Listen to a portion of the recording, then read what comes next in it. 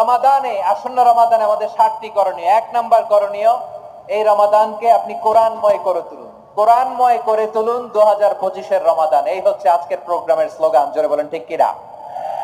কোরআনময় করতে রাজি আছেন? কোরআন তেলাওয়াত করতে রাজি আছেন?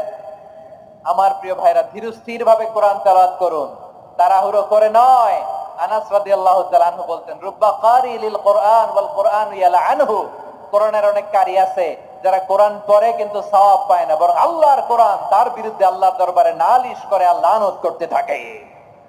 আমরা কি ওইরকম কোরআনের তেলাওয়াতকারী হতে চাই?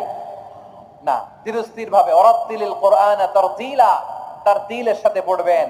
বিষ্ণু ইসা ইসলাম কানা ইয়ামুদ্দু সাওতাহু মাদ্দান, টেনে টেনে পড়তেন। আলহামদুলিল্লাহি রাব্বিল আলামিন আর রহমানির রহিম মালিকি ইয়াউমিদ্দিন ইয়্যাকা না'বুদু ওয়া ইয়্যাকা নাস্তাঈন اهدنا الصراط المستقيم صراط الذين أنعمت عليهم غير المغضوب عليهم ولا الضالين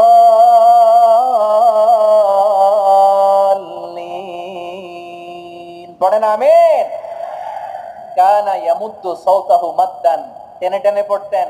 ওয়া কানা ইউকাত্তিউ আয়াতাহু, ইউকাত্তিউ আয়াতান আয়াতান, প্রত্যেক আয়াত পড়ে পড়ে তিনি থামতেন। এভাবে কোরআন পড়তে হবে।